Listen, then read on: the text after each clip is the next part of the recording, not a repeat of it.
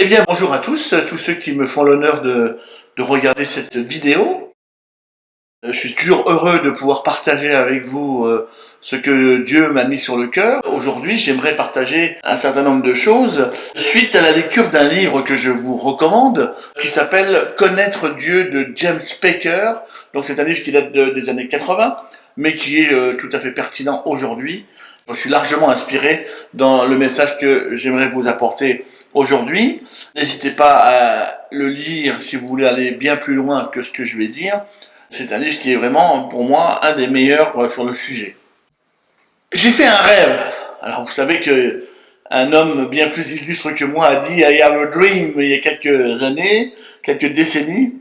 Et j'ai fait un rêve. Imaginez que je me retrouve dans une tribu amazonienne qui n'a pas de contact avec notre civilisation et que je me retrouve abandonné sans explication sur la place de leur village. Et je comprends que je dois me débrouiller sans que j'aie la moindre connaissance de leur langue ni de leur pays. Dur. Rajoutons une couche.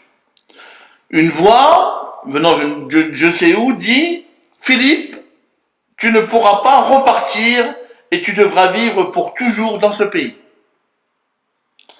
Abattu, je décide de ne pas apprendre leur langue et va m'adresser à une personne au hasard pour qu'elle parle à ma place. Vais-je me faire comprendre? Imaginons que je veuille manger et ne pas tenir compte qu'il faut donner quelque chose en échange pour avoir à manger. Finalement, ne comprenant rien et refusant toute aide, je me retrouve à être seul, à chasser, dans une forêt inconnue, des animaux et des plantes inconnues. Pourrais-je survivre? Peut-être. Pourrais-je profiter de tous les bienfaits de cette civilisation? À voir. Vais-je me rendre compte qu'il faut que j'apprenne une autre manière de vivre? Ou voudrais-je toujours rester comme je suis? N'est-ce pas finalement ce que les hommes font quand on leur parle de connaître Dieu? Dieu dans ce monde où nous vivons. L'actualité, malheureusement, en Ukraine nous parle plutôt de guerre que du prince de la paix. Et le prince de ce monde, lui, agit clairement pour que le monde pense à autre chose qu'à Dieu. Quand on parle de Dieu, on entend souvent les mêmes choses, mais je balaye volontairement les voix qui s'élèvent pour dire « il est trop grand, on ne peut pas le connaître, il faut être initié », j'en passe et des meilleurs. J'ai déjà rencontré Dieu, il y a 37 ans, et rien ne pourra me convaincre qu'il n'existe pas. Voici pour moi 5 vérités qui sont solides sur lesquelles je dois m'appuyer. Dieu a parlé de 3 manières aux hommes.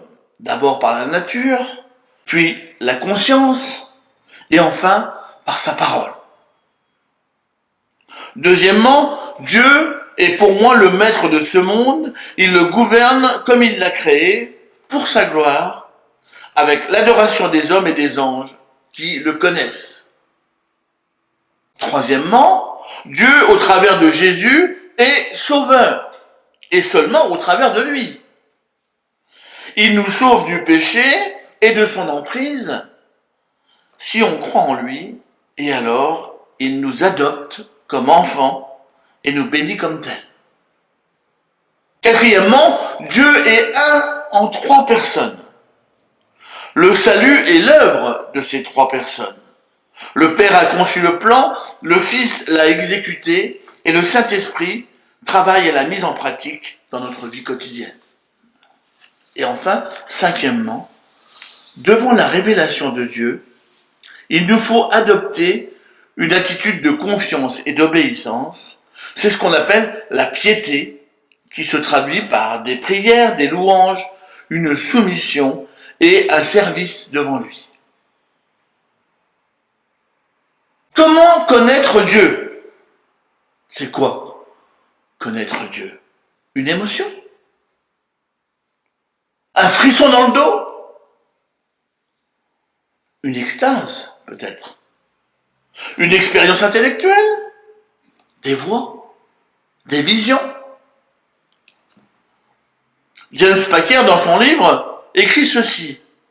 Il est plus facile de connaître quelque chose d'abstrait, comme par exemple une langue, ou bien un objet inanimé comme le musée du Louvre, qu'une personne.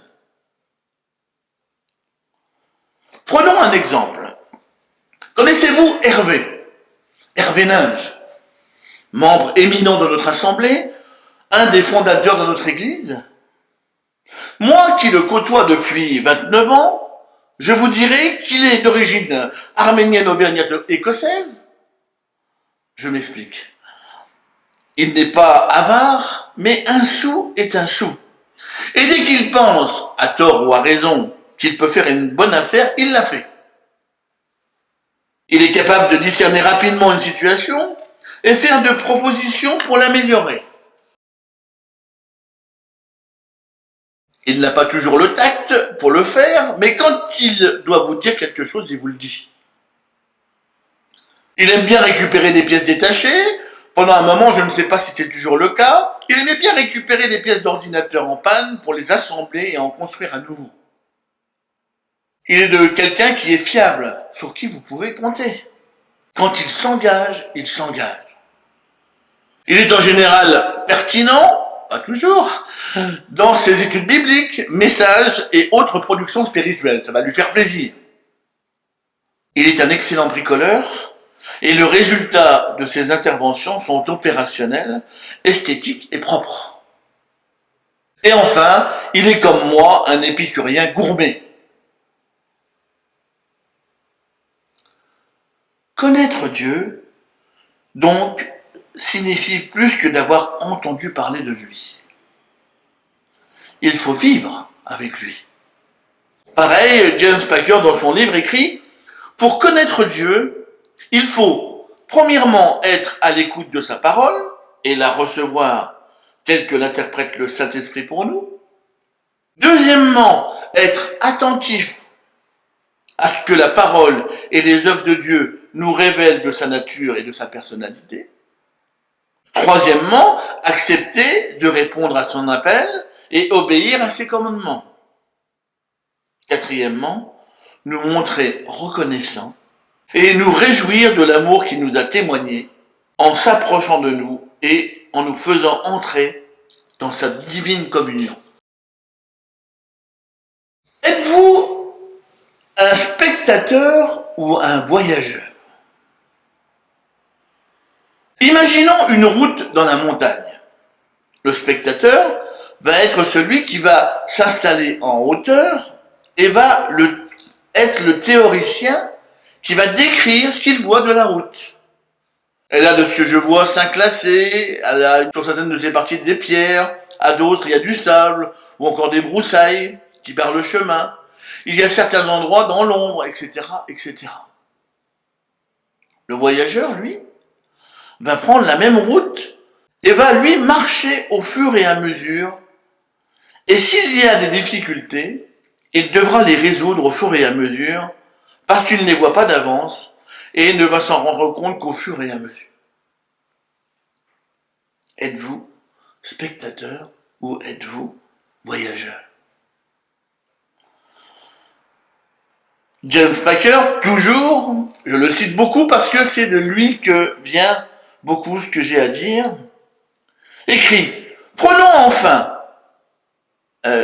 juste pour préciser que avant cette citation, il a parlé du problème du mal, avec la notion de spectateur et voyageur, il a parlé du problème du péché, avec spectateur et voyageur, et il dit maintenant « Prenons enfin le problème de Dieu ». Tandis que le spectateur se demandera comment il est possible de concevoir un Dieu en 3 personnes, comment 3 personnes qui n'en font qu'une peuvent quand même être des personnes, et quel genre d'unité peuvent bien avoir ces 3 personnes, le voyageur, lui, cherchera seulement à savoir comment il pourra rendre aux 3 personnes qui œuvrent désormais ensemble pour l'arracher au péché et le conduire vers la gloire, rendre l'honneur, l'amour et la confiance qui lui sont dus. Parce que la vie avec Dieu n'est sûrement pas de tout repos. Un jeune homme qui voulait devenir boxeur reçut sa première leçon de son entraîneur qui lui mit une vraie correction. Son entraîneur lui demande après s'il avait une question. « Oui, répondit-il, pourriez-vous me donner des cours plutôt par correspondance ?»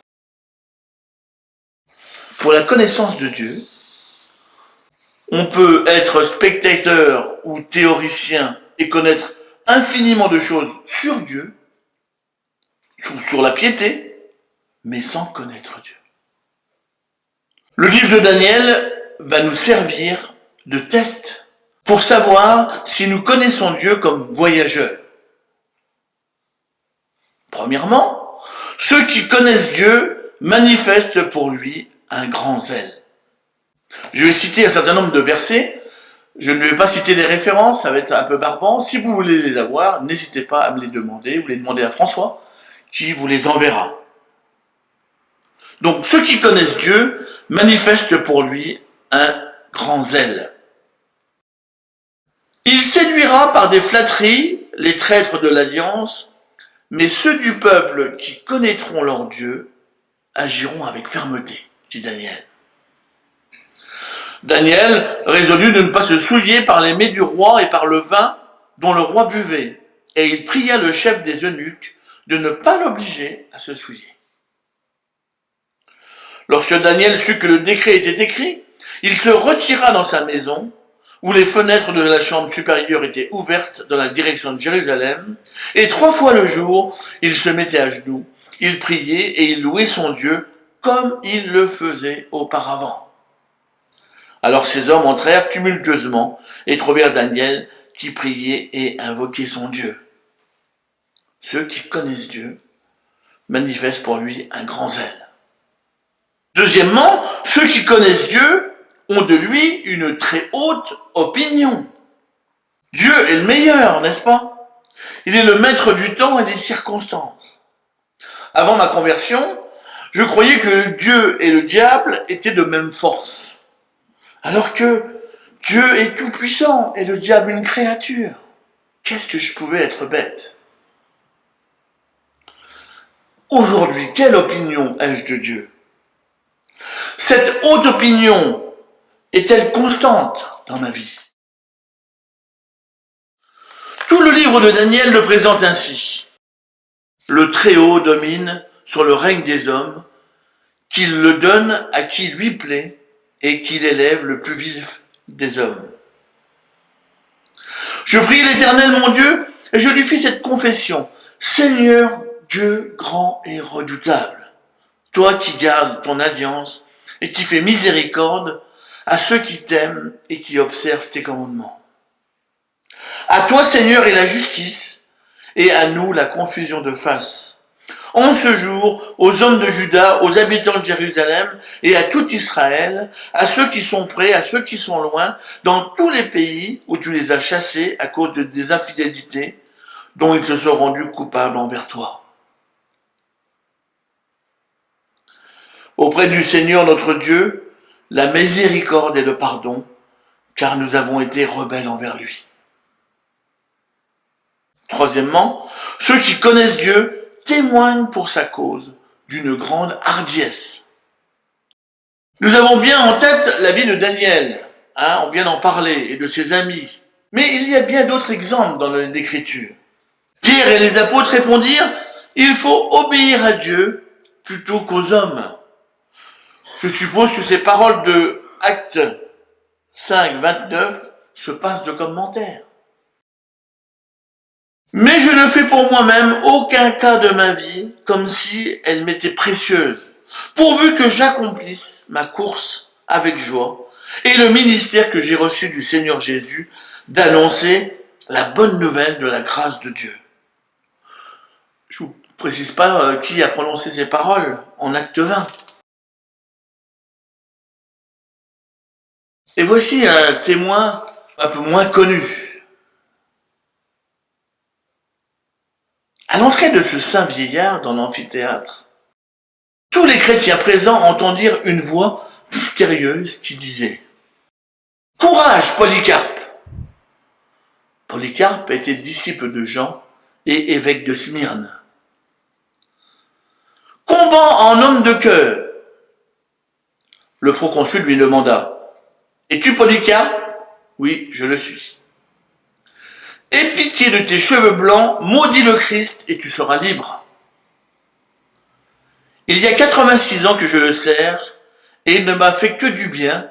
Comment pourrais-je le maudire? Il est mon créateur, mon roi et mon sauveur. Sais-tu que j'ai des lions et des ours tout prêts à te dévorer? Fais-les venir.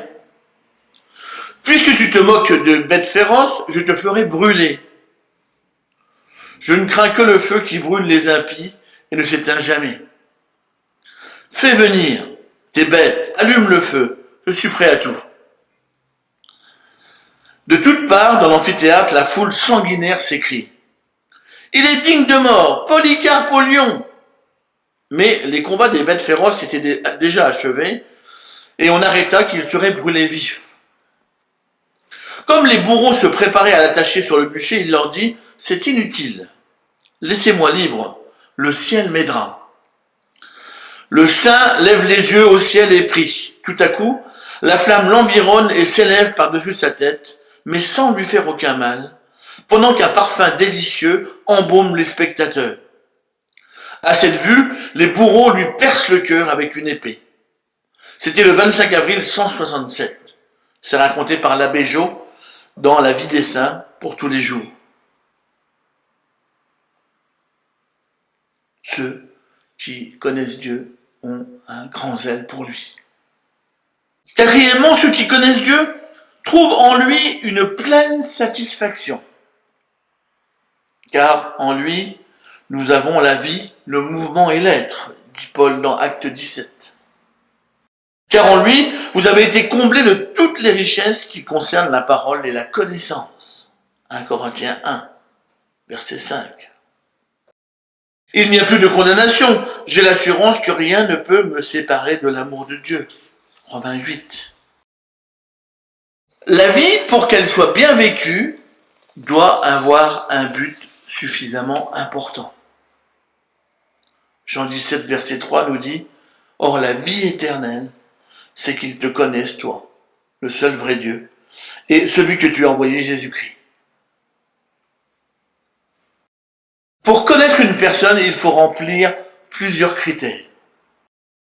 Premièrement, cela va dépendre d'elle, de ce qu'elle voudra nous communiquer.